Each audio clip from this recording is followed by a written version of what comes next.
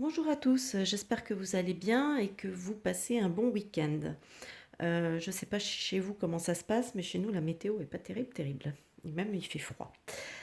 Euh, alors donc là c'est bon, on est dimanche, donc on va faire les énergies pour la semaine qui vient. Donc c'est la semaine du 29 novembre.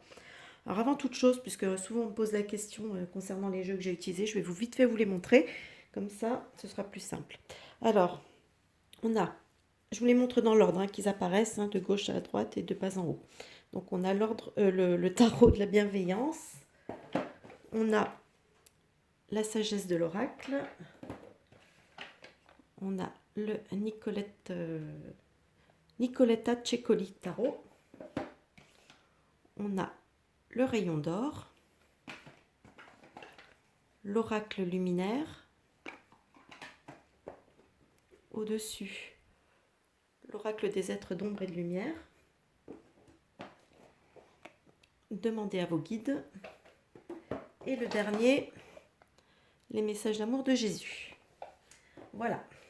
Comme ça, c'est plus simple que de devoir tout taper dans la barre de référence, de description. Alors, on va commencer ce tirage. Ici, donc, on a le roi de feu. Le roi de feu, il nous parle quand même d'un certain leadership. Il nous parle d'idées claires.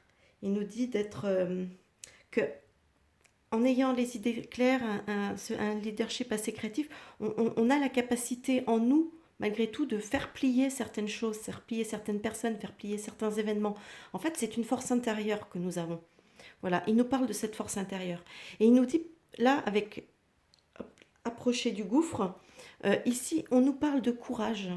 On nous parle de vaincre sa peur. Donc voilà, ça se rejoint un petit peu. En fait, c'est toute une puissance intérieure.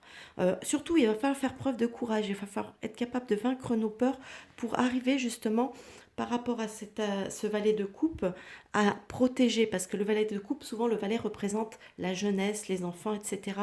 Et là, justement, on nous parle de jeunes, d'innocence.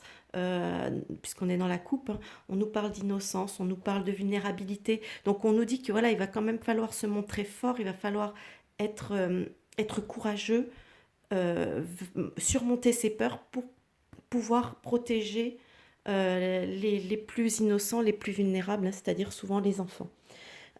Ici, avec la bougie, moi j'aime bien cette carte-là parce qu'elle m'évoque, là elle m'évoque cette lumière, cette petite lumière. C'est vrai que la bougie, c'est pas, l'éclairage de la bougie n'est pas, ne vaut pas un 100 watts, mais malgré tout, il permet de chasser, ça montre que ça chasse l'obscurité.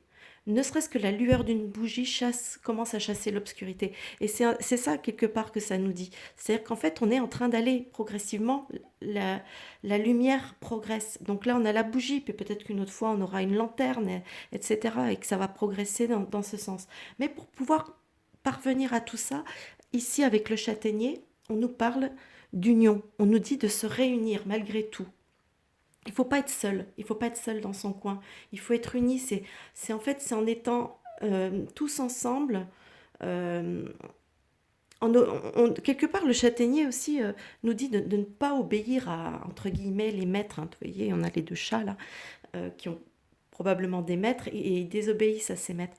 Il faut pas être, voilà, il faut, même si on nous interdit de nous réunir ou quoi, il faut quand même y aller, il faut quand même se réunir. On n'a pas à obéir de toute façon à des ordres complètement débiles et à des gens qui n'ont pas à maîtriser quoi que ce soit de nos vies. Donc voilà, en gros, c'est ça que ça nous dit. Vraiment, on a cette puissance, cette volonté en soi. Il faut être courageux, il faut surmonter ses peurs, il faut surtout être capable de protéger les plus faibles. La lumière, elle arrive de toute façon, elle commence, elle est même déjà là. Donc il faut continuer. Ici, avec la sirène de l'éclipse, alors on nous dit une importante modification énergétique. Alors là, j'ai trouvé sympa de vous lire plutôt le message de l'oracle parce que je trouvais qu'il était plutôt bien adapté et je trouvais très parlant et j'avais pas envie de le refaire à ma sauce. Donc on nous parle, on nous dit une modification énergétique et émotionnelle semblable à une puissante éclipse se déroule dans votre vie. Il pourrait y avoir des révélations scandaleuses et des vérités dévoilées, et vous éprouverez le besoin de changer vos habitudes alimentaires, vestimentaires, oratoires ou même professionnelles. Si vous êtes déjà sur la bonne voie, tout ce qui se passera aura des effets positifs, bien que perturbants. Mais si vous n'êtes pas sur le bon chemin, cette période vous semblera probablement tumultueuse.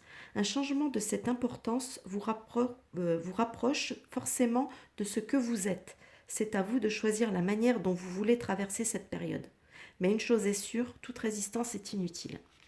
Voilà, j'ai trouvé que le message était assez important, c'est pour ça que j'ai vraiment pas voulu le modifier. Ici, les guides. Les guides nous parlent d'amour inconditionnel et de divine mère. Alors, là aussi, je vais vous le lire comme d'habitude. Alors, ça nous parle, ça nous dit « Vous êtes un enfant précieux de l'univers. La divine mère vous invite vivement à ouvrir votre cœur et à boire à la coupe de son amour inconditionnel. Vous êtes son enfant chéri. Sentez se déverser sur vous un flot infini d'amour divin. Si vous êtes critique envers vous-même et n'arrivez pas à vous accepter, sachez qu'il s'agit là de blessures infligées par un monde inconscient, qui ne font pas partie de votre âme divine. La divine mère agit de concert avec votre âme pour vous soulager de ces blessures psychiques et de ces doutes. Laissez-la vous restituer votre intégrité. Elle vous conseille ceci. Acceptez la part de vous qui est sacrée et authentique. Vous êtes un enfant de l'univers aimé et digne d'amour. L'amour de la divine mère prend tous les chemins possibles pour parvenir jusqu'à vous. Acceptez, respirez, détendez-vous et permettez à ces vibrations nourrissantes d'apaiser votre âme. Demandez-lui de calmer vos doutes et vos insécurités. Voici son message à votre intention. Tu es mon bel enfant chéri et tu le resteras à jamais. Ah, je trouve que le message est très joli.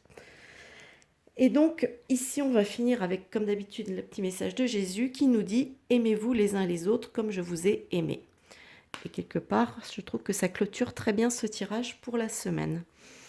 Voilà, bah écoutez, j'espère que ce petit tirage va vous aider à vous booster pour la semaine qui arrive.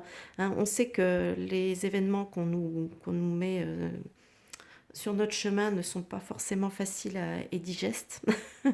Ils sont même profondément indigestes, mais bon, voilà, il va falloir qu'on soit fort, qu'on soit courageux et sans peur pour pouvoir permettre à la lumière de gagner.